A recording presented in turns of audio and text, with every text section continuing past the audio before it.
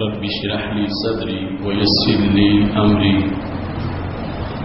واحلل عقدة من لساني يفقهوا قولي.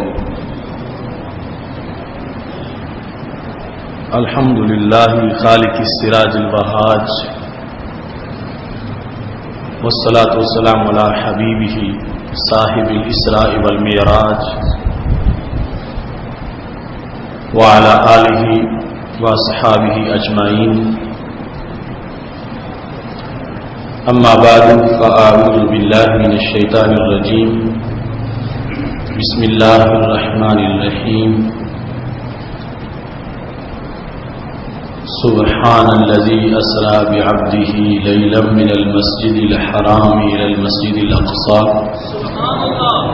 الذي باركنا حوله لنريه من آياتنا إنه هو السميع البصير.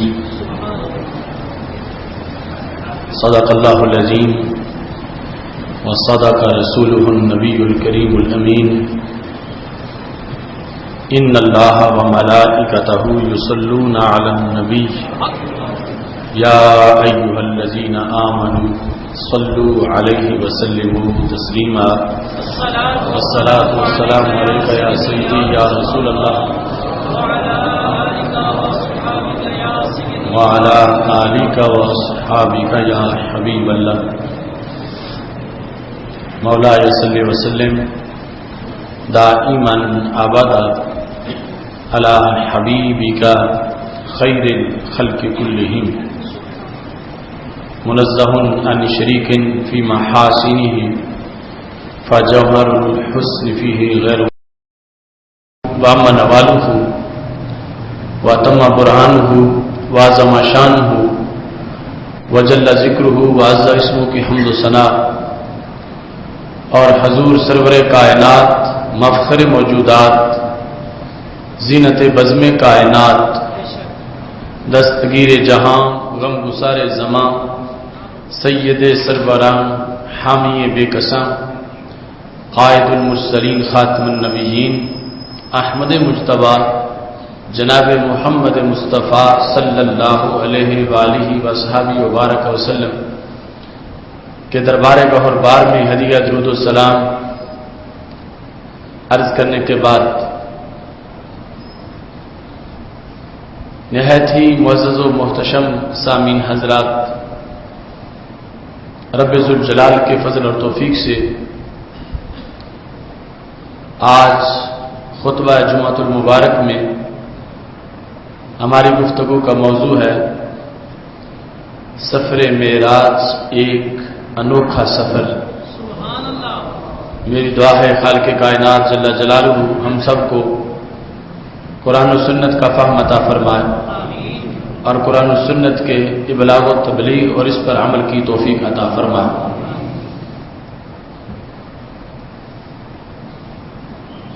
معجزہ عقل کو عاجز کر دیتا ہے. معجزہ ہوتا ہی وہ ہے جس کو عقل کے ترازو پہ تولا نہیں جا سکتا. معجزہ معراج معجزات میں سے ایک منفرد معجزہ ہے جس کے اندر کئی معجزات اکٹھے ہیں اور جس میں ہر مرحلہ ایسا ہے جہاں انسانی عقل دنگ رہ جاتی ہے. خالق کائنات جل جلالہ نے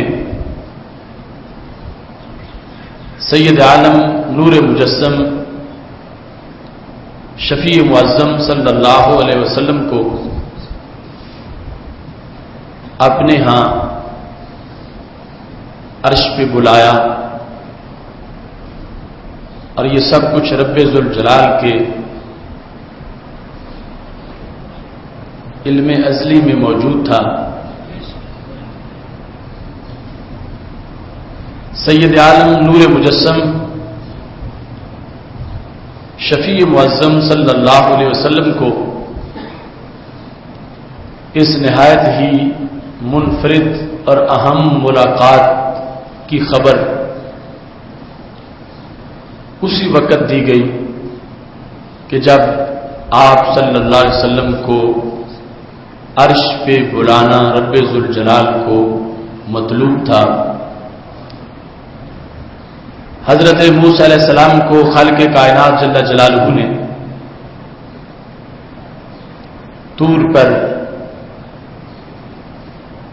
محو گفتگو ہونے کا جو وقت دیا، پہلے 30 راتوں کا وعدہ تھا اور پھر 10 کا اضافہ کیا گیا اور 40 مکمل ہوئی.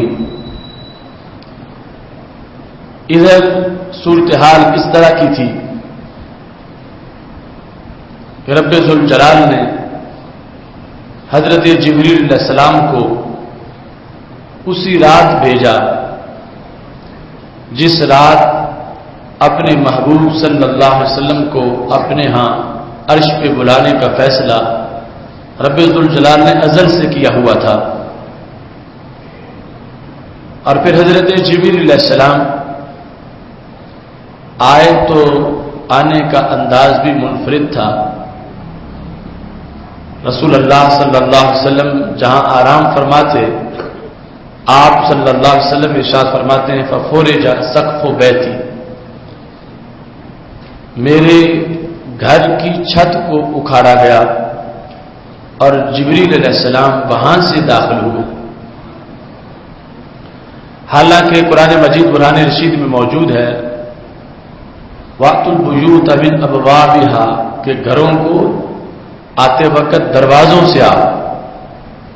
تو جو گھر کا دروازہ تھا جبریل علیہ السلام اس طرف سے نہیں آئے، بلکہ فورج سقف بیت، ہمارے نبی علیہ السلام فرماتے ہیں میرے گھر کی چھت کو اکھاڑا گیا اور وہاں سے جبریل علیہ السلام داخل ہوئے اور انہوں نے مجھے بیدار کیا اور یہ پیغام سنایا کہ رب ذوالجلال تمہاری ملاقات کا مشتاق ہے.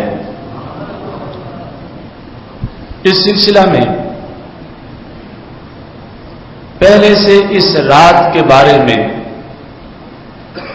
اپنی طرف سے مطلع نہ کرنا اور پھر حضرت جبریل علیہ السلام کو اس انداز میں بھیجنا کہ وہ دروازے کی طرف سے نہ جائیں بلکہ چھت کی طرف سے جائیں، اور پھر چھت اکھاڑنے کا معاملہ ہے. یہاں سے چند چیزیں سمجھنے کو ملتی ہیں کہ رب ذوالجلال کو یہ پسند نہیں تھا کہ میرے محبوب صلی اللہ علیہ وسلم انتظار کی صعوبت برداشت کریں. انہیں اس رات کا ملاقات کا بتایا جائے اور پھر وہ اس انتظار میں جو رب ذوالجلال کی طرف سے وعدہ ہو اس میں ایک ایک گھڑی گزارنا مشکل ہو جائے.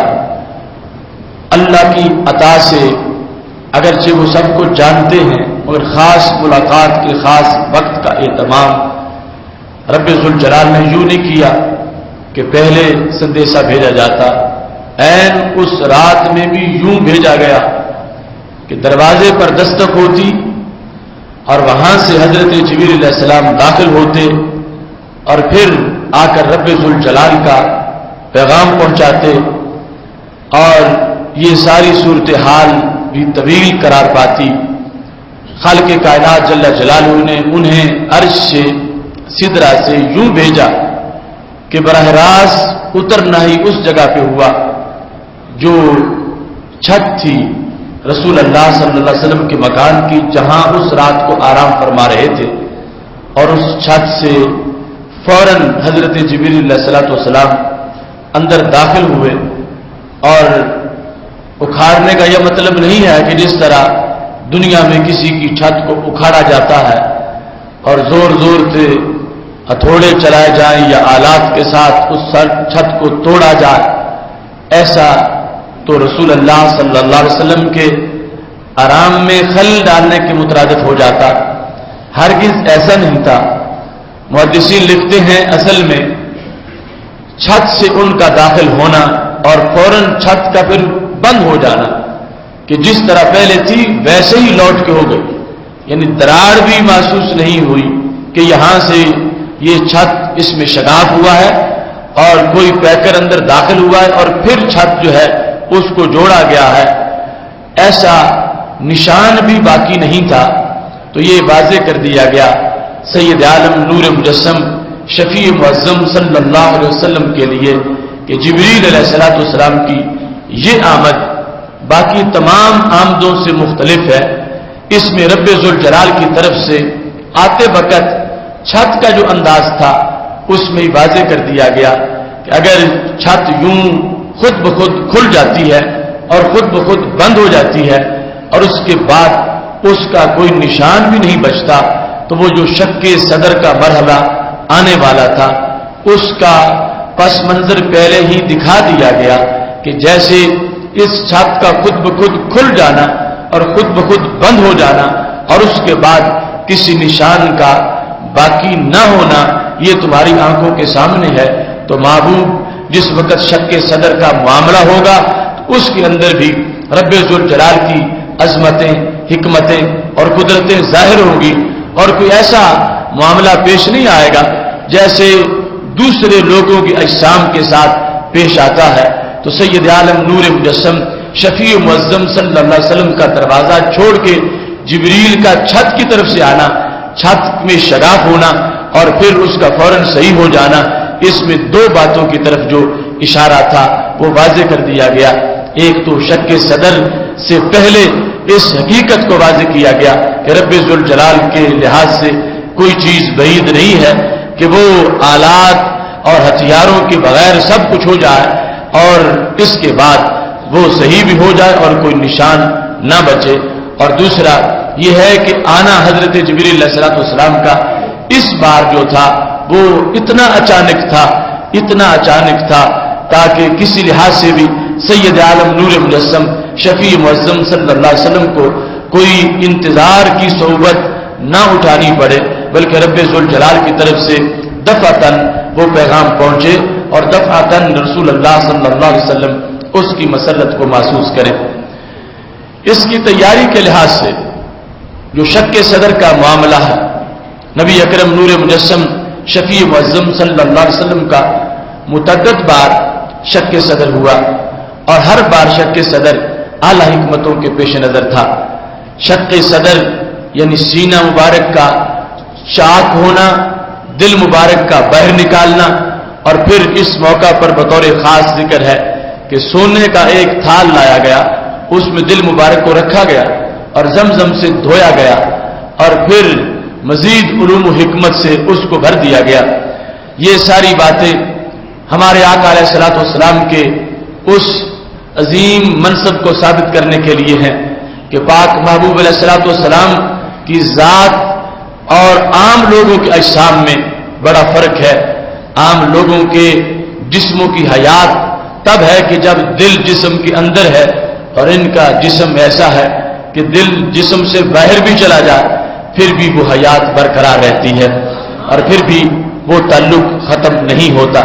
اور ساتھ ہی یہاں پر ایک وجہ سے کوثر کے پانی پر زمزم کے پانی کو ترجیح دینا مقصود تھا۔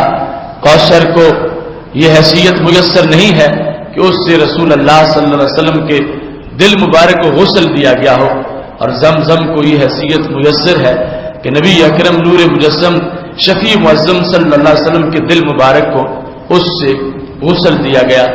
اور پھر جو تھال تھا سونے کا، اس میں بھی اس چیز کو پیش نظر رکھا گیا، اگرچہ ذہن میں یہ آتا ہے کہ سونا اس کا استعمال حرام ہے، جیسا کہ آپ نے وہ حدیث سنی کہ حضرت جسامہ ہرکل کے دربار میں بیٹھے تھے اور کہتے ہیں جلست ولم ادر ما تحتی، میں بیٹھ گیا، مجھے پتہ نہیں تھا میں کس چیز پہ بیٹھا ہوں، تو اچانک میں نے دیکھا کہ سونے کی کرسی پہ تھا، تو نزلت عنہ، میں اٹھ کے کھڑا ہو گیا۔ اس نے پوچھا لما نزلت عن الذی اکرمناک بہ، جو تمہارے اعزاز کے لیے ہم نے کرسی رکھی تھی، تم اٹھ کے کھڑے کیوں ہو گئے ہو؟ تو انہوں نے کہا سمعت رسول اللہ صلی اللہ علیہ وسلم ینہی عن مثل ھذا، میں نے نبی اکرم نور مجسم شفیع معظم صلی اللہ علیہ وسلم سے سنا ہے آپ سونے کی کرسی پر بیٹھنے سے منع فرماتے تھے، اس واسطے میں اس سے اٹھ کے کھڑا ہو گیا ہوں۔ اب جب سونے کی کرسی بھی استعمال کرنا جائز نہیں تو سونے کا برتن تو اس سے اگلا معاملہ ہے، تو کس بنیاد پر وہ شق صدر کے موقع پر جو برتن استعمال کیا گیا وہ برتن سونے کا برتن تھا؟ محدثین نے اس کے مختلف جواب دیے ہیں۔ ایک یہ ہے کہ ایک سونا دنیا کا ہے اور دوسرا سونا جنت کا ہے۔ دنیا کا سونا حرام کیا گیا ہے، جنت کا سونا حرام نہیں ہے۔ اس بنیاد پر وہ اس سونے سے تعلق نہیں رکھتا تھا کہ جس سونے کے ساتھ حرمت کا تعلق ہے۔ دوسرا یہ ہے کہ یہ جو معجزہ معراج کے امور تھے ان کا تعلق آخرت کے ساتھ ہے اور ان کا تعلق دنیا کے ساتھ نہیں ہے۔ اور یہاں وہی بات ہے کہ جس طرح آخرت میں رب ذوالجلال نے مومنین کے لیے سونے کو حلال قرار دیا، وہ سونا جو جنت کا سونا ہے اس کی صفات کیا ہے؟ اس کی صفات یہ ہے کہ وہ سونا جو جنت کا سونا ہے اس کو زنگ نہیں لگتا، وہ بے نور نہیں ہوتا، اس میں آلودگی نہیں آتی۔ تو آج سید عالم نور مجسم شفیع معظم صلی اللہ علیہ وسلم کے دل مبارک کے غسل کے موقع پر اور شق صدر کے موقع پر اسی سونے کو استعمال کر کے یہ واضح کیا کہ عام لوگوں کے دل اور ہیں اور رسول اللہ صلی اللہ علیہ وسلم کا دل اور ہے۔ عام لوگوں کے لحاظ سے ہمارے نبی علیہ السلام فرماتے ہیں ان هذه القلوب تستو كما يستو الحديد، جیسے لوہے کو زنگ لگتا ہے دلوں کو بھی زنگ لگ جاتا ہے۔ تو پوچھا گیا یا رسول اللہ صلی اللہ علیہ وسلم اگر دلوں کو زنگ لگ جائے تو اس کو دور کیسے کیا جاتا ہے اور دلوں کو زنگ کب لگتا ہے؟ ہمارے نبی علیہ السلام نے فرمایا اذا اصابه الماء، جب دلوں کو گندا پانی لگتا ہے، لوہے کو پانی لگے تو لوہے کو زنگ لگ جاتا ہے، ایسے دلوں میں جس وقت کانوں سے گندگی پہنچے، آنکھوں سے گندگی پہنچے تو پھر دلوں کو زنگ لگ جاتا ہے۔ تو پوچھا گیا یا رسول اللہ صلی اللہ علیہ وسلم اگر دل کو زنگ لگ جائے تو پھر وہ زنگ دور کیسے ہوتا ہے؟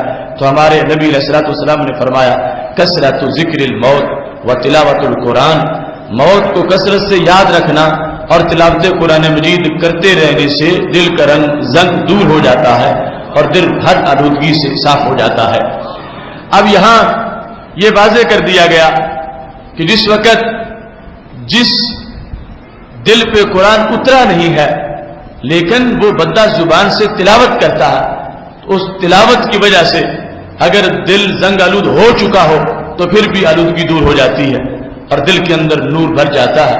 تو جس سینے پہ قرآن اترا ہے اس سینے کی چمک کا عالم کیا ہوگا؟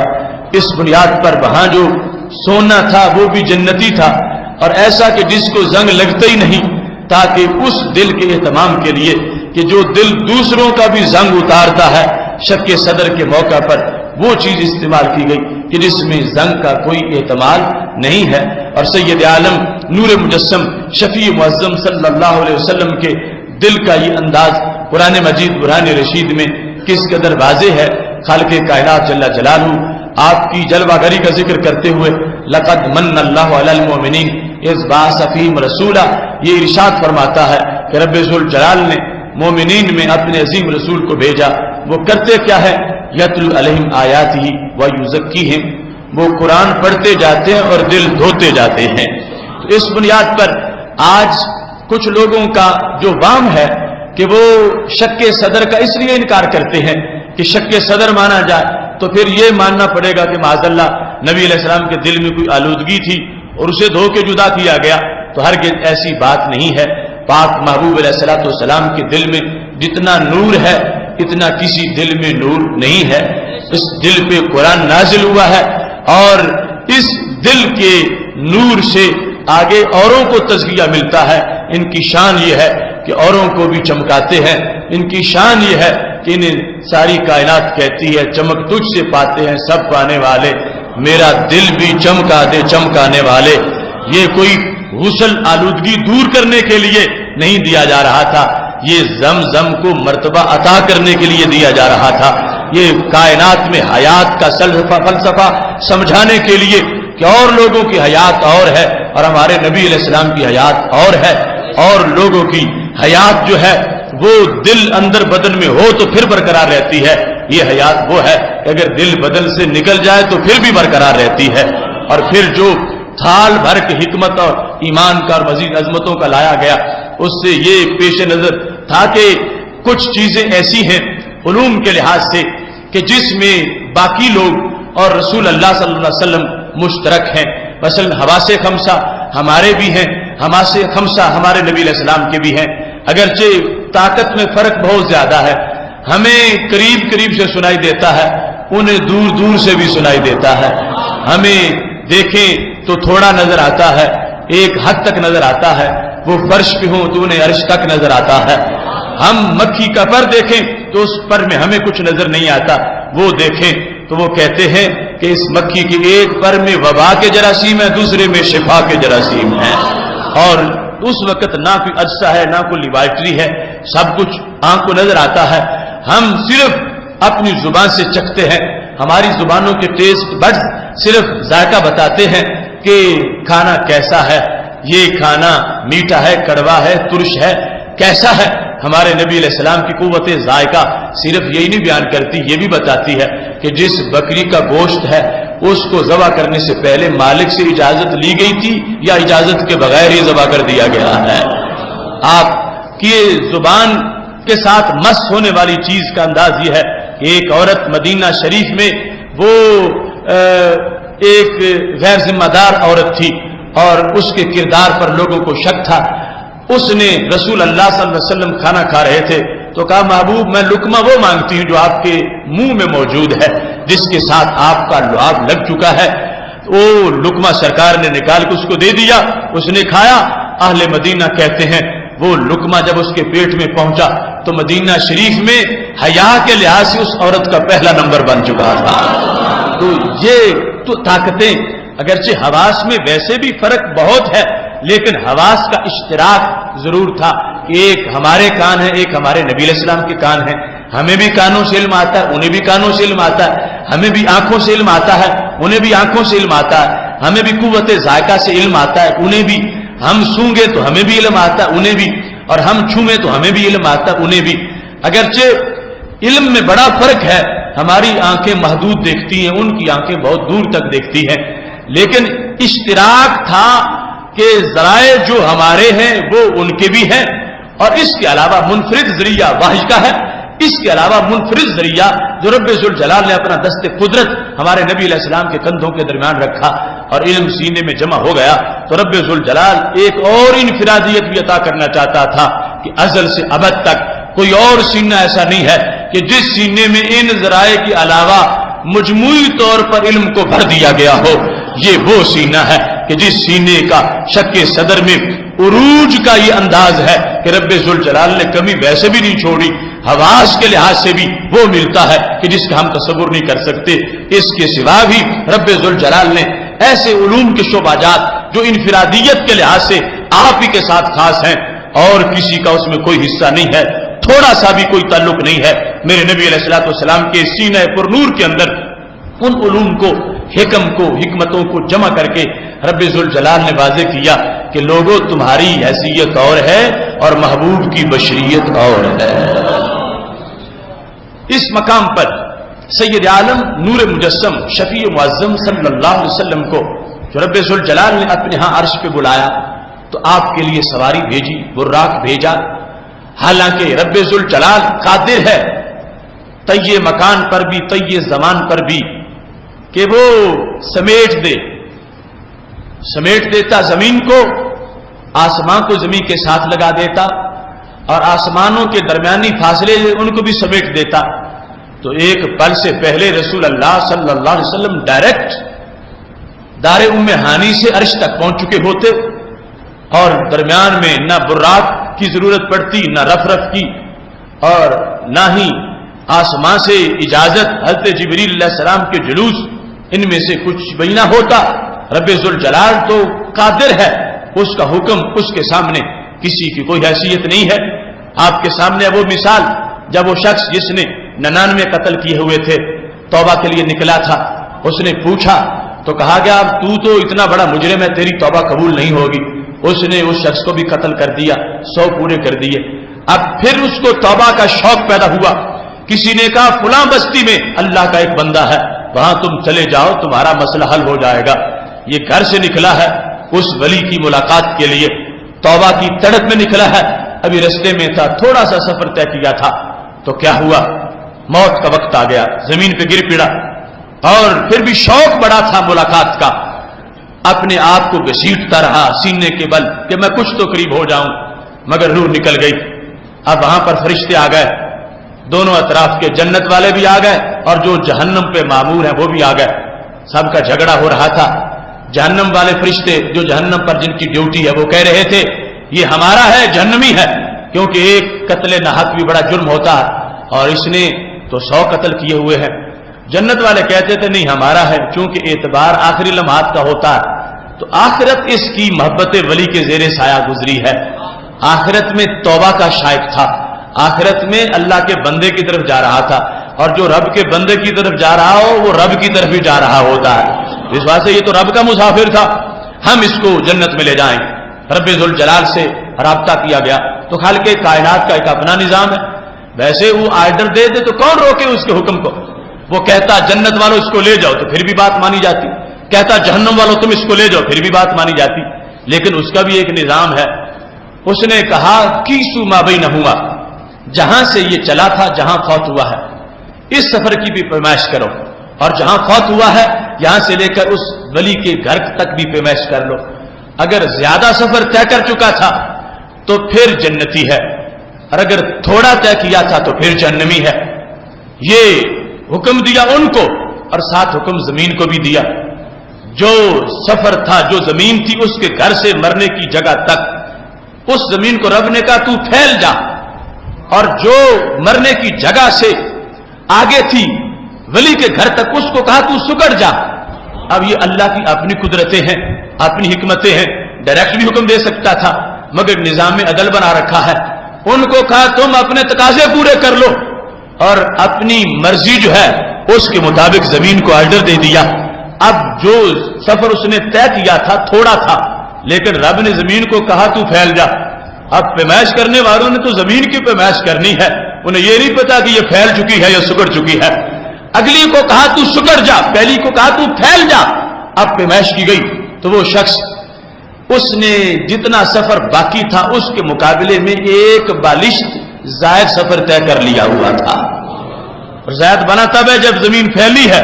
تو رب ذوالجلال نے کہا فرشتوں اب فیصلہ تمہارا پہلے میں نے سنا دیا ہے کہ یہ جنت کا حقدار ہے, چونکہ زیادہ سفر جنت والا طے کر چکا تھا. اب یہاں سے یہ پتا چلا کہ رب ذوالجلال کہے تو بعید کیا ہے, زمین سکڑ جائے, زمین پھیل جائے, جیسا حکم ہو. تو اگر پہنچانا تھا مسجد حرام سے اقصی تک تو پھر زمین سکڑ جاتی. ویسے ہی رسول اللہ صلی اللہ علیہ وسلم دار ام ہانی رضی اللہ تعالی عنہ سے قدم اٹھاتے اگلا قدم مسجد اقصی میں ہوتا, تو یہ ہو سکتا تھا. اور پھر یہ بھی ہے کہ مسجد اقصی لے جانا اس کی حکمت کیا تھی, دیدار تو اپنا کرانا تھا. تو یہاں سے ہی ڈائریکٹ رب ذوالجلال محبوب علیہ السلام کو اپنے ہاں عرش پہ بلاتا تو اگلا قدم عرش تک جا پہنچتا. سب زمینیں, زمین کے اوپر کی خلا, آسمان سب سمٹ چکی ہوتی اور آپ پہنچ جاتے. اللہ تعالیٰ کے ہر کام میں حکمت ہے. خالق کائنات جل جلالہ نے اس کی قدرت کے سامنے کوئی ذرہ بھر بھی مشکل نہیں تھا کہ مسجد حرام سے اقصی تک کی ساری زمین سمٹ جاتی اور میرے محبوب علیہ الصلوۃ والسلام اگلے قدم میں مسجد اقصی تک پہنچ گئے ہوتے. لیکن خالق کائنات جل جلالہ نے سواری بھیجی اس واسطے کہ دنیا کا عرف یہ ہے کہ جب کسی کا بہت زیادہ اہتمام کرنا ہو تو اس کے لیے سواری اپنی بھیجی جاتی ہے.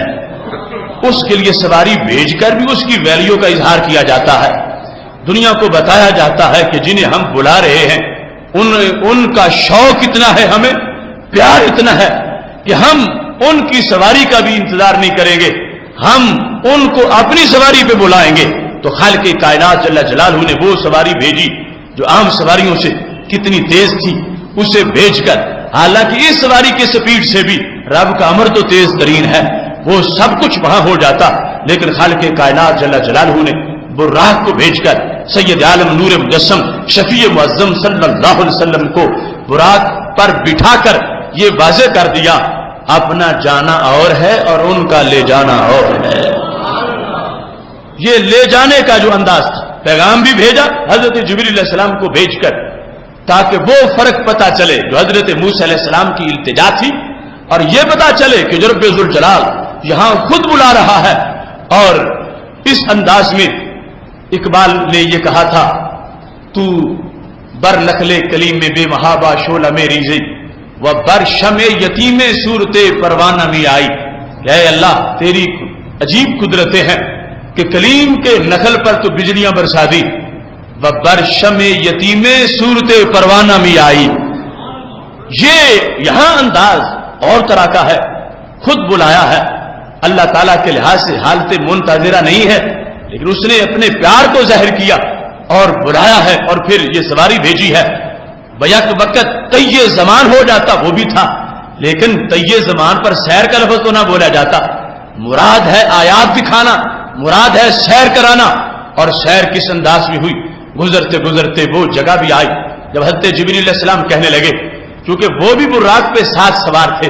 یہ مختلف روایات کا مضمون اکٹھا کیا جائے اس کا نتیجہ بنتا ہے کہ جبریل پیچھے نہیں رہ گئے، جبریل بھی ساتھ ہی سوار تھے محبوب علیہ السلام کے خادم ہونے کی حیثیت سے.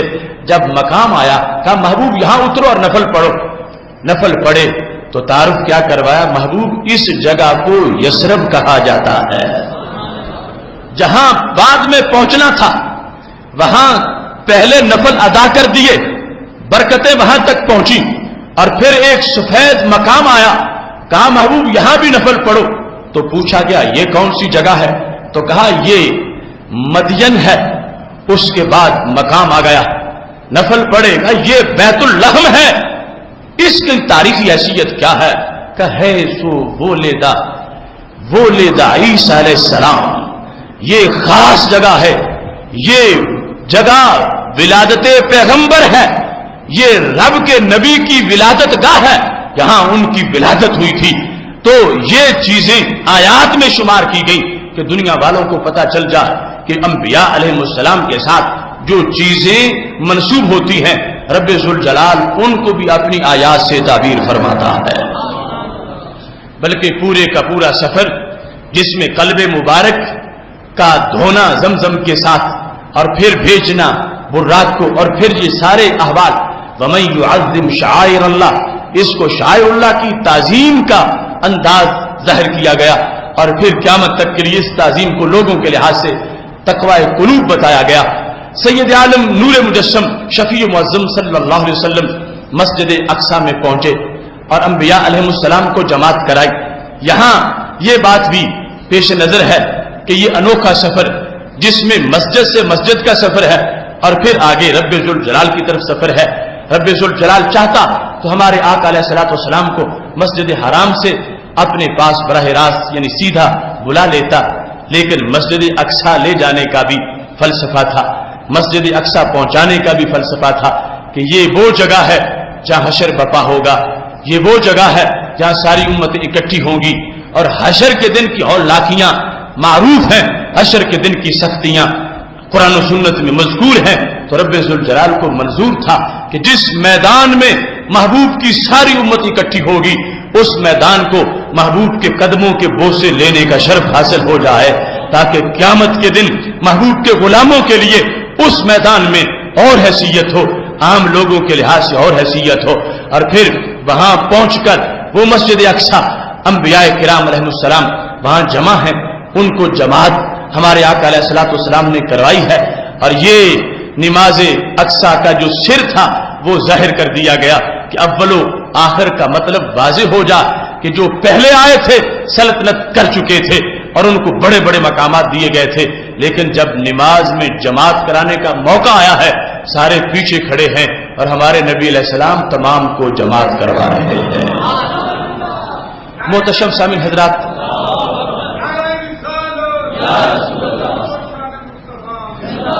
سید عالم نور مجسم شفیع معظم صلی اللہ علیہ وسلم کو رب ذوالجلال نے رات کے وقت یہ انوکھا سفر کروایا. حالانکہ وہ قادر تھا دن کے وقت ہی کروا دیتا، بلکہ ایک لحاظ سے عقل یہ کہتی ہے کہ دن کے وقت ہوتا تو پھر آگے مشرکین کے لحاظ سے امتحان کی نوبت نہ آتی.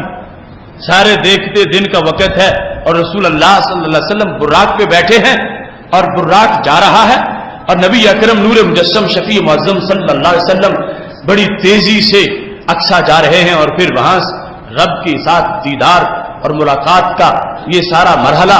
اور پھر جو اقصیٰ میں لوگ ہوتے وہ دیکھتے کہ دن کا ٹائم ہے اور سواری اوپر کو جا رہی ہے. اللہ تعالیٰ اس پہ قادر تھا مگر رب ذوالجلال نے اس انوکھے سفر کے لیے جو وقت پسند کیا تو وہ وقت رات کا وقت تھا. جبکہ اس کے علاوہ بھی درجنوں ایسے امور ہیں جو رب ذوالجلال نے ان کے لیے رات کے وقت کو منتخب فرمایا ہے. اس میں سب سے بڑی حکمت وہ ایمان بالغیب کا معاملہ تھا. سامنے سرکار تشریف لے جاتے ہوتے تو پھر ماننے میں کمال کیا تھا, پھر ماننے کے اندر شان کیا تھی.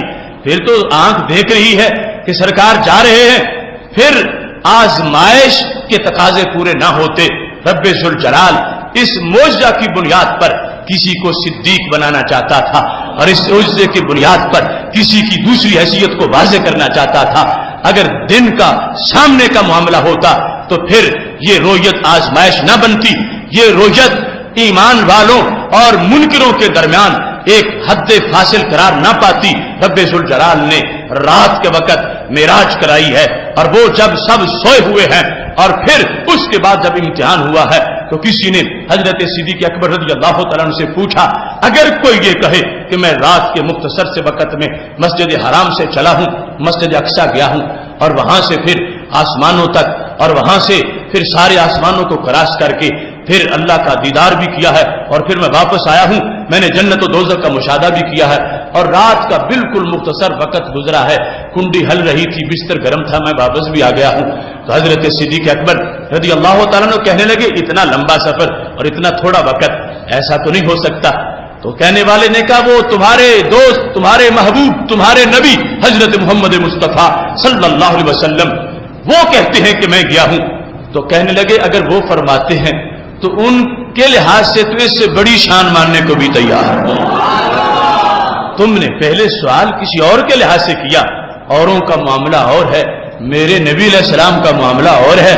فرمایا ان کے لحاظ سے ہم صبح و شام یہ خبریں مانتے ہیں, صبح و شام ہم مانتے ہیں کہ ان کا رب سے رابطہ ہے, ان کے پاس جبریل آتے ہیں, یہ سارے معاملات ہوتے ہیں.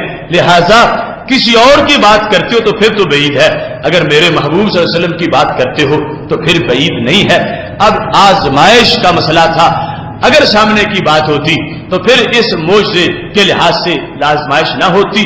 جو دیکھ رہے تھے سب کے سامنے تھا, پھر انکار کون کرتا اور پھر آگے اقرار کے لحاظ سے مرتبہ کیسے ملتا. تو رب ذوالجلال نے رات کے وقت یہ انوکھا سفر کروایا اپنے محبوب علیہ الصلوۃ والسلام کو اور انہیں اپنے ہاں عرش پہ بلایا ہے, انبیاء کرام علیہ السلام سے ملاقات بھی کروائی ہے اور جو سیادت تھی اس کا اظہار بھی ہوا ہے اور خطبہ کی جو تقریر تھی اس سے یہ واضح بھی ہوا ہے کہ تمام انبیاء کرام علیہ السلام نے جو اس رات مضمون بیان کیا ہے سب کے مضمون کا انداز یہ تھا کہ وہ رسالت کے ذریعے توحید بیان کر رہے تھے, وہ نبوت کے ذریعے توحید بیان کر رہے تھے, وہ اپنی شانوں کے بیان سے رب کی شان بیان کر رہے تھے.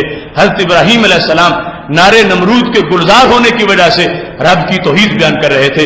حضرت سلیمان علیہ السلام ہواؤں پہ کنٹرول ہونے کے لحاظ سے رب کی توحید بیان کر رہے تھے. حضرت داؤد علیہ السلام لوہے کے موم ہونے کے لحاظ سے کہ میرے لیے لوہا موم ہے رب کی توحید بیان کر رہے تھے.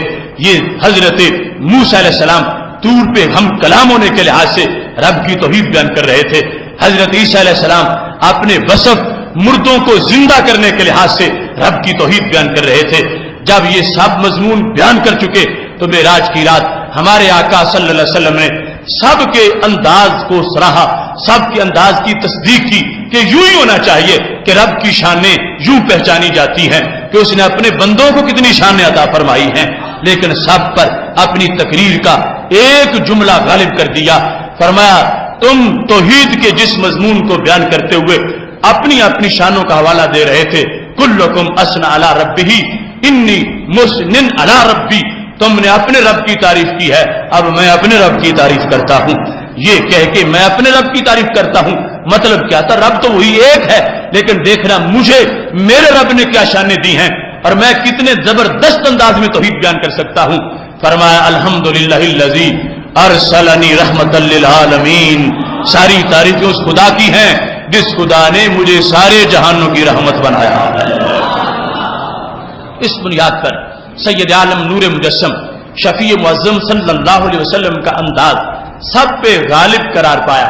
صحن چمن کو اپنی بہاروں پہ ناز تھا، وہ آ گئے تو ساری بہاروں پہ چھا گئے کہ دنیا میں ہر جہان میں جو نعمتیں بٹی ہیں وہ اس زمانے میں رحمت میری تھی، اس زمانے میں رحمت کی فوار میری برس رہی تھی. اس بنیاد پر معراج کا جو شرف ہے، اس کے اعزاز کی جو اسباب ہیں، ان کی طرف بھی مناسبت سے اعلان کر دیا. جو جتنے زیادہ دلائل سے توحید ثابت کرتا ہے اتنی زیادہ اس کی کلام میں لذت بھی ہے اور اس کی حیثیت بڑی بھی ہے. سید عالم نور مجسم شفیع معظم صلی اللہ علیہ وسلم رحمتیں سارے جہانوں کے لیے، اور سارے جہانوں میں رب ذوالجلال کے جلووں کا مظہر آپ کا نور رہا ہے، اور سارے جہانوں کے لیے آپ کی رحمت ان جہانوں میں رب کی توحید کو ثابت کرتی رہی ہے. اس بنیاد پر سفر معراج میں جو رسول اللہ صلی اللہ علیہ وسلم کی تمام انبیاء علیہ السلام پر فضیلت تھی کہ ان میں سے کسی کو اللہ نے معراج کے لیے اپنے عرش پہ نہیں بلایا، اور سرکار کو بلایا ہے تو میرے نبی علیہ الصلوۃ والسلام نے دلیلوں میں سے دلیل بھی پیش کر دی.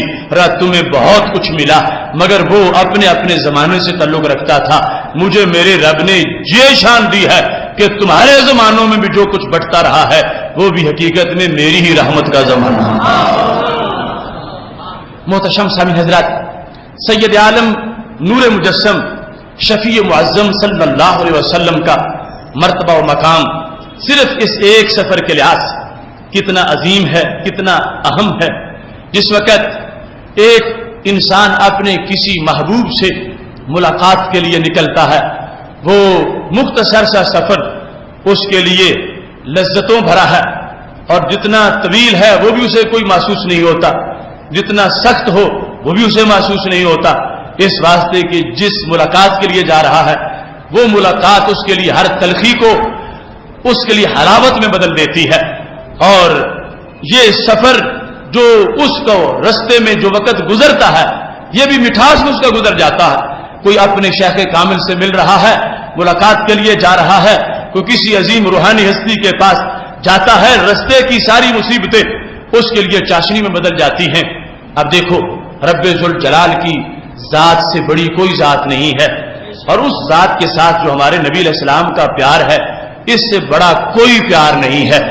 تو جب میرے محبوب علیہ الصلوۃ والسلام معراج کی رات رب کے سندیسے پر، رب کے بلانے پر میرے نبی علیہ الصلوۃ والسلام رب ذوالجلال کی طرف سفر کر رہے ہیں، اور اتنا طویل سفر ہے، اور پھر سوچ یہاں رکی ہوئی ہے کہ رب کا دیدار کروں گا، رب سے ملاقات ہوگی، رب سے بات ہوگی.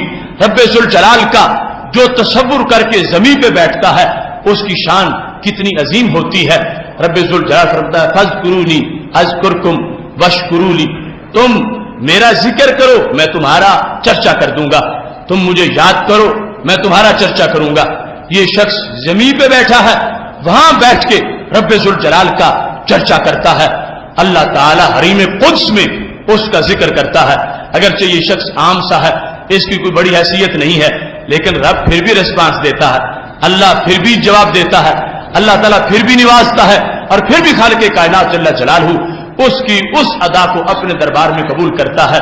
ایک ہے محبت میں فرش پہ بیٹھے ہوئے، اس کے شوق میں بیٹھے ہیں، تو خالق کائنات جل جلالہ ان کو یہ شان دیتا ہے کہ جو ان کے پاس آ کے بیٹھ جاتا ہے اللہ تعالیٰ فرماتا ہے ہم القوم لا یشقی بہم جلیسہم. یہ لوگ ہیں ایسے، قوم ایسی ہے جو ان کے پاس بیٹھ جاتا ہے وہ بھی خوش قسمت بن جاتا ہے، وہ بھی خوش قسمت بن جاتا ہے. زمین پر محفل ہے، اور ان للہ ملائکۃ سیارہ، اللہ کے فرشتے ہیں جن کا کام ہی مجالس ذکر کو تلاش کرنا، گلی گلی محلے محلے تلاش کر رہے ہیں. جب دیکھتے ہیں کہ مسجد میں لوگ بیٹھے ہیں، کسی گھر میں لوگ بیٹھے ہیں اور یہ ذکر ہو رہا ہے، قرآن و سنت کا سن رہے ہیں، یا اوصاف باری تعالیٰ، اسماء باری تعالیٰ کا ذکر ہو رہا ہے، وہ دوسروں کو بھی بلا لیتے ہیں. ہلموا الی حاجاتکم، وہ جس کام کے لیے آئے تھے وہ جگہ مل گئی ہے، آ جاؤ سارے آ جاؤ، اکٹھے ہو جاتے ہیں. اور جب وہ مجلس ختم ہوتی ہے فرشتے اللہ کے دربار میں پہنچتے ہیں تو رب ذوالجلال ان سے پوچھتا ہے میرے بندوں کو کیسے چھوڑا؟ کہتے وہ تیرا ذکر کر رہے تھے۔ وہ مانگتے کیا تھے؟ فرشتے کہتے جنت مانگتے تھے۔ تو اللہ پوچھتا ہے کیا جنت انہوں نے دیکھی ہوئی ہے؟ فرشتے کہتے نہیں، دیکھے بغیر ہی مانگتے ہیں۔ اللہ فرماتے اگر یہ جنت دیکھ لیں تو پھر کیا انداز ہوگا؟ فرشتے کہتے پھر تو بڑے ہی دیوانے ہو جائیں گے جنت کے۔ اب دیکھے بغیر کتنا مانگ رہے ہیں، دیکھے بغیر پھر وہ بچنا کس سے چاہتے ہیں؟ تو فرشتے کہتے وہ جہنم سے بچنا چاہتے ہیں۔ تو اللہ تعالیٰ فرماتا ہے کیا جہنم کو انہوں نے دیکھا ہے؟ فرشتے کہتے ہیں نہیں دیکھا۔ اللہ پوچھتا ہے اور یہ سارے سوالات علم کے باوجود ہیں، رب کو سب پتا کہ بندوں کے دلوں میں کیا۔ رب ذوالجلال پوچھتا ہے کیا ان بندوں نے جہنم کے شعلے دیکھے ہوئے کتنا ڈرے ہوئے ہیں جہنم سے اور اس سے بچنا چاہتے ہیں؟ تو فرشتے کہتے ہیں نہیں انہوں نے دیکھے نہیں ہیں۔ اللہ فرماتا اگر جہنم دیکھ لیں تو پھر کیا ہوگا؟ تو فرشتے کہتے پھر تو بہت ہی زیادہ ڈریں گے اور پھر بہت زیادہ بچنے کی کوشش کریں گے۔ تو رب ذوالجلال فرماتا پھر وہ کیا مانگتے تھے؟ فرشتے کہتے ہیں وہ تو مغفرت مانگتے تھے۔ تو اللہ فرماتا گواہ بن جاؤ میں نے سب کو بخش دیا ہے، سب کی بخشش کر دی ہے۔ اب فرشتے کہتے ہیں اے اللہ اتنی عام بخشش کی سب کی کر دی ہے، ان میں ایک بندہ تو آئی نہیں تھا ارادے سے، وہ تو گزر رہا تھا تو ویسے ہی بیٹھ گیا، اس کا تو مقصد ہی نہیں تھا وہاں آ کے ذکر میں بیٹھنا، جمعہ پڑھنا یا نماز پڑھنا، وہ آئی نہیں تھا اس مقصد کے لیے، وہ ویسے ہی گزر رہا تھا تو بیٹھ گیا، تو نے اتنا کوٹا بانٹ دیا اسے بھی ساتھ ہی بخش دیا۔ تو رب ذوالجلال فرماتا ہم القوم لا یشقی بہم جلیسہم، یہ اس کی وجہ سے نہیں بخشا، یہ جن کے پاس بیٹھا ہے ان کی وجہ سے بخشا ہے۔ وہ ارادے سے نہیں آیا لیکن جن کے پاس بیٹھا وہ تو ارادے سے آئے تھے۔ ہم القوم لا یشقی بہم جلیسہم، یہ قوم ہی ایسی ہے، اللہ کا ذکر کرنے والوں کی شان ہی ایسی ہے کہ ان کے پاس بیٹھنے والا بھی اس کی قسمت بدل جاتی ہے۔ لا یشقی بہم جلیسہم، وہ بدبخت نہیں رہتا، وہ خوش بخت ہو جاتا ہے۔ حالانکہ خوش بختی لینے آیا نہیں تھا مگر خوش بخت ہو گیا کہ اس کو رب ذوالجلال نے بخش دیا ہے۔ اب یہ حدیث شریف میں نے اس لیے پڑھی، زمین پہ ہلکا ذکر ہے، زمین پہ ذکر کرنے والے ہیں، عام لوگ ہیں اور وہ ذکر کر رہے ہیں، ارادے کے ساتھ بیٹھے ہیں، ایک ان میں سے آ گیا ہے، ان کو ذکر کے اندر چاشنی حاصل ہے، حلاوت حاصل ہے، ان کے اس انداز کو بھی رب نے پسند کیا ہے اور ان کو یہ درجہ دیا ہے کہ ان کے صدقے اوروں کا بھی بیڑا پار ہو گیا ہے۔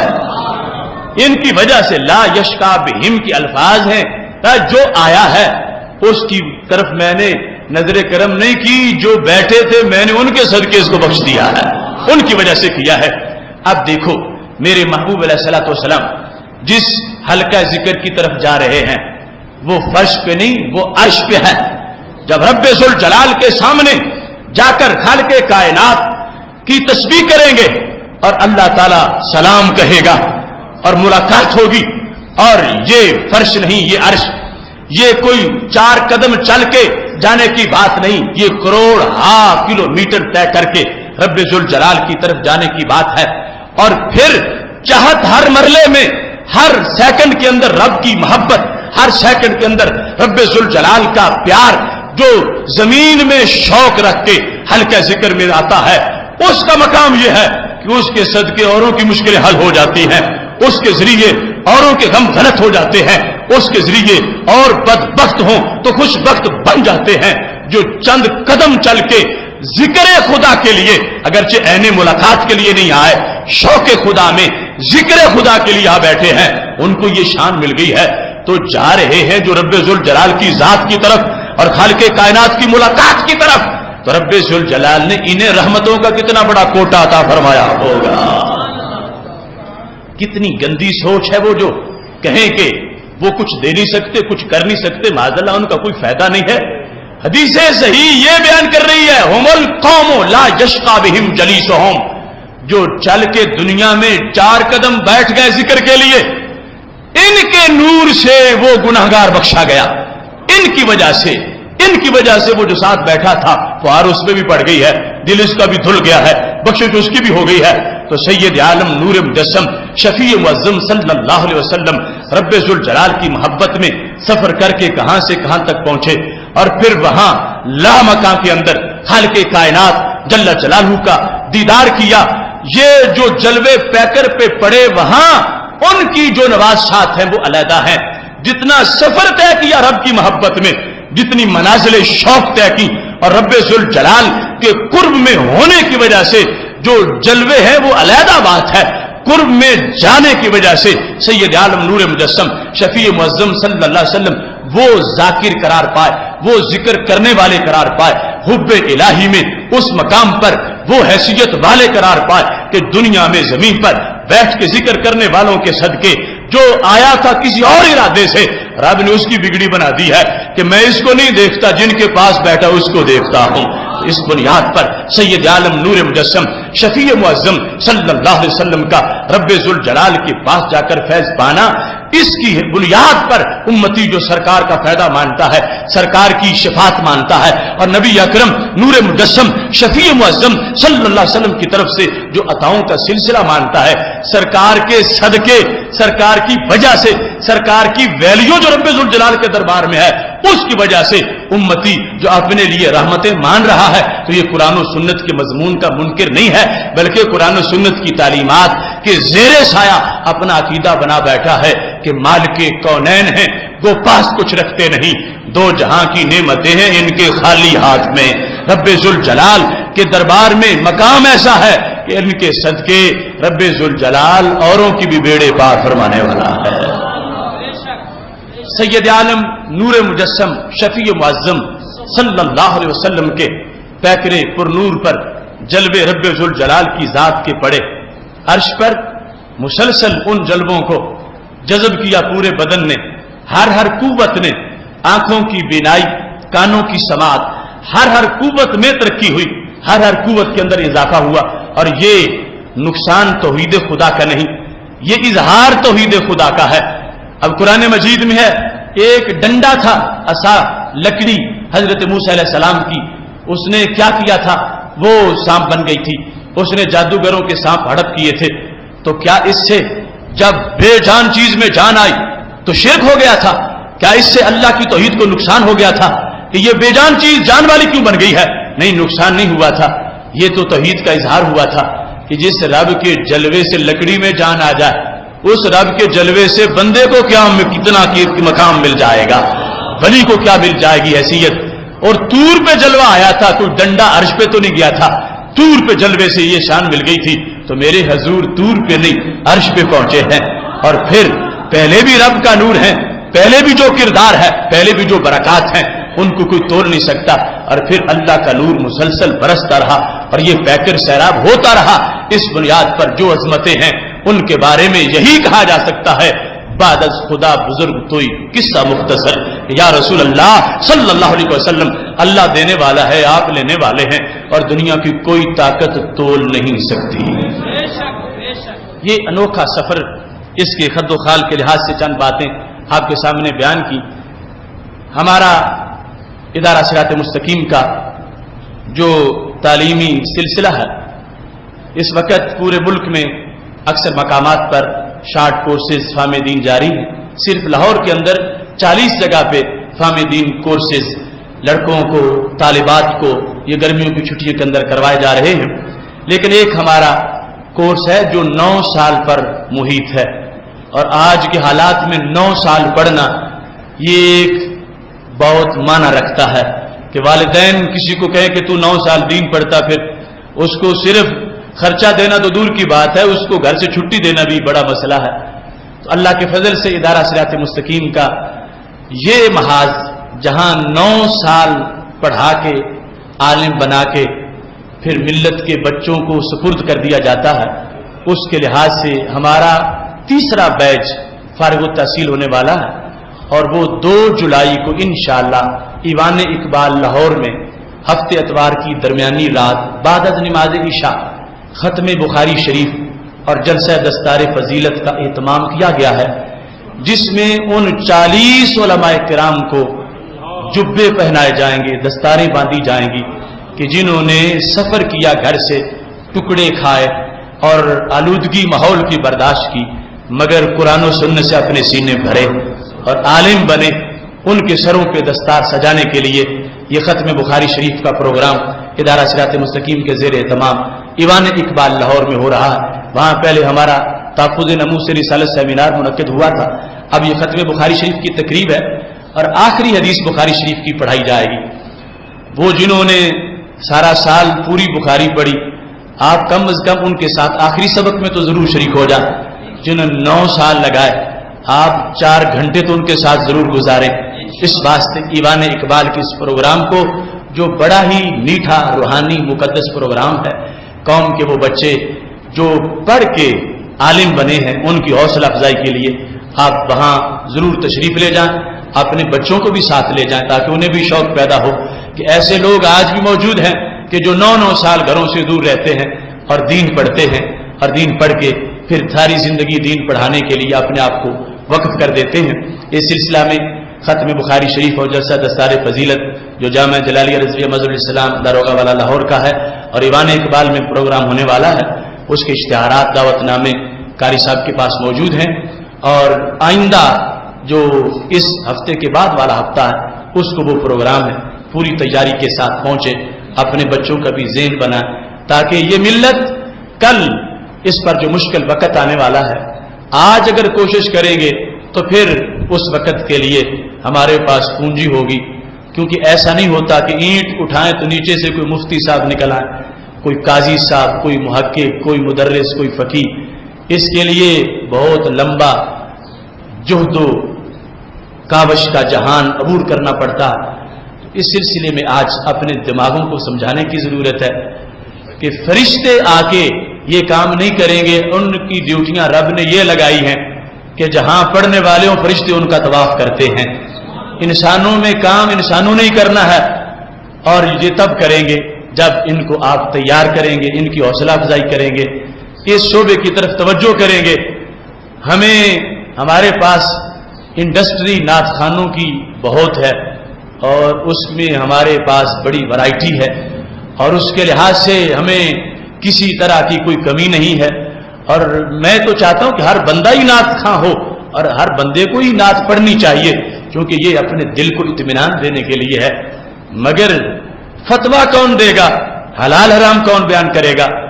کون بتائے گا کہ یہ مسئلہ قرآن میں کہاں لکھا ہے، یہ مسئلہ حدیث میں کہاں ہے؟ اس کے بارے میں امام اعظم ابو حنیفہ نے کیا رائے پیش کی تھی، اس کے بارے میں ائمہ کا مذہب کیا ہے، اور اس مسئلے کو جو اب نیا پیش ہوا ہے اس کے لحاظ سے استدلال کیسے ہوگا؟ یہ نہ کوئی کاریگر کر سکتا ہے، نہ کوئی انجینئر کر سکتا ہے، نہ کوئی ڈاکٹر کر سکتا ہے، نہ کوئی ترخان بڑھائی کوئی مزدور کر سکتا ہے، نہ کوئی نعت خان کر سکتا ہے۔ اس کے لیے جگر پگھلا کے استعداد بنانی پڑتی ہے، کم از کم 9 سال لگا کے کچھ پتہ چلتا ہے، پھر بھی آگے ساری زندگی محنت کرنا پڑتی ہے، اور یہ سلسلہ جاری ہوتا ہے۔ امام تفتازانی بیٹھے تھے تیمور لنگ کے دربار میں، تو بارش آ گئی تو آپ اٹھ کے کھڑے ہو گئے، تو اس نے کہا کیوں؟ کہا یہ خطرہ پیدا ہو گیا ہے، تو طوفان آ گیا ہے، کہیں محل گر نہ جائے، تو میں چاہتا ہوں قوم کا نقصان نہ ہو جائے۔ تو بادشاہ نے کہا تم ملا ہو، میں حاکم وقت ہوں، تمہارے مر جانے سے کیا نقصان ہوگا قوم کا؟ میں سربراہ ہوں، میرے مر جانے سے نقصان ہوگا، میں بیٹھا ہوں تو تم کیوں اٹھ رہے ہو؟ تو ملا حضرت امام تفتازانی نے کہا تمہیں غلط فہمی ہے، تم مر جاؤ گے تو کیا نقصان ہوگا؟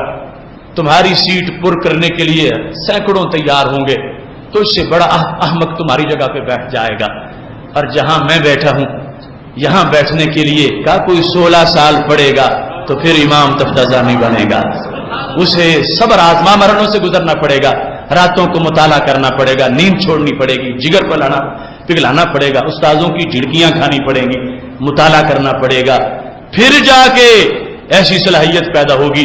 تو آج ضرورت ہے کہ ہم جو ہمارا بیس کیمپ ہے، جو ہماری پہلی ضرورت ہے، اس کے لیے ہم کوشش کریں۔ اب دیکھتے ہیں آپ اس بات کو، کھانے کی مثال دیکھ لیں۔ ایک کھانے کے لیے تم کہتے ہو باورچی اچھا ہو اور بہت اچھا پکائے، کھانے کے لیے پکانے کے لیے لکڑیوں کا ہونا، دیگر چیزوں کا ہونا، پھر باورچی کا ہونا، اور پھر مہارت کا ہونا، یہ ساری چیزیں ضروری ہیں۔ لیکن ان سب سے پہلے یہ ہے کہ جو گوشت پکانا ہے اس کا حکم تو معلوم ہونا چاہیے کتے کا ہے یا بکری کا ہے، حلال ہے یا حرام ہے، جائز ہے یا ناجائز ہے۔ وہ باورچی اس کی ضرورت بعد میں ہے، حلال حرام والے کی ضرورت پہلے ہے۔ پہلے یہ بتائے گا تو پھر چیز پاس ہوگی، پھر آگے اس کے لیے اہتمام ہوں گے، کیونکہ ہماری حیثیت وہ نہیں ہے کہ جو صرف ٹیسٹ چیک کریں، اگرچہ گوشت مینڈکوں کا ہو یا کچھوے ہو یا جو کچھ ہو، ہماری حیثیت تو وہ ہے ہم پہلے حلال دیکھتے ہیں، اس کے بعد ہم دیگر خد و خال دیکھتے ہیں۔ اس حلال حرام کا علم جو ہے ہر مسئلے میں، یہ تو گوشت کی عام سی مثال تھی، ہر مسئلے میں ہر منٹ میں ضرورت ہے، اور وہ ضرورت صرف عالم دین پوری کر سکتا ہے کہ جس کو مہارت حاصل ہو قرآن و سنت کے مضمون کے اندر، کہ جب نئی چیز پیش آئے وہ سب کچھ دیکھ کے فوراً اس کا حل بیان کر سکے۔ اس کے لیے ہمیں لانگ ٹرم کورسز کی ضرورت ہے۔ شارٹ کورسز ہم 40 دن کا بھی کرواتے ہیں، 30 دن کا بھی کرواتے ہیں، ہفتے کا بھی کرواتے ہیں، 3 دن کا بھی کرواتے ہیں، لیکن یہ 9 سال والا جو ہے اس کی خاص افادیت ہے، اور اس کے لیے ضرورت ہے آج بیٹے تیار کیے جائیں۔ اگر یہ فیلڈ ہمارا تنہا رہ گیا، شیر مردوں سے یہ بیشا خالی ہو گیا اور کوئی بھی نہ بچا، تو پھر اگلے حالات کتنے تلخ ہوں گے۔ جب پوچھا جائے گا کیا فرماتے ہیں علماء دین اس مسئلے کے بارے میں، تو آگے ماحول میں ہوگا ہی نہیں جس کو علماء دین سے تعبیر کیا جائے، جس کو مفتی کہا جائے۔ میرے نبی علیہ السلام نے فرمایا تھا علم اٹھ جائے گا تو لوگ گمراہ رہ جائیں گے، لوگ گمراہوں کو اپنا سردار بنا لیں گے، گمراہوں کو اپنا مفتی بنا لیں گے، گمراہوں کو اپنا قاضی بنائیں گے، گمراہوں کو اپنا سردار بنا لیں گے، کیونکہ پڑھا ہوا تو ملے گا نہیں، تو سردار کسی نہ کسی کو بنانا ہے، گمراہوں کو بنا لیں گے۔ تو میرے نبی علیہ السلام فرماتے ہیں پھر کیا ہوگا، خود بھی گمراہ ہوں گے، اوروں کو بھی گمراہ کر دیں گے۔ جب پتہ ہی نہیں ہوگا تو مسئلہ بیان کرتے وقت گمراہی پھیلے گی۔ اس واسطے یہ سب سے بڑی ہماری دینی ضرورت ہے، تاکہ ہمارا کل کا سفر، ہماری نسلوں کا سفر، ملت کا قیامت تک کا سفر جو ہے وہ اچھے طریقے سے گزرے۔ اللہ تبارک و تعالی ہم سب کو ان امور کی طرف متوجہ ہونے کی توفیق عطا فرمائے۔ وآخر دعوانا الحمدللہ رب العالمین۔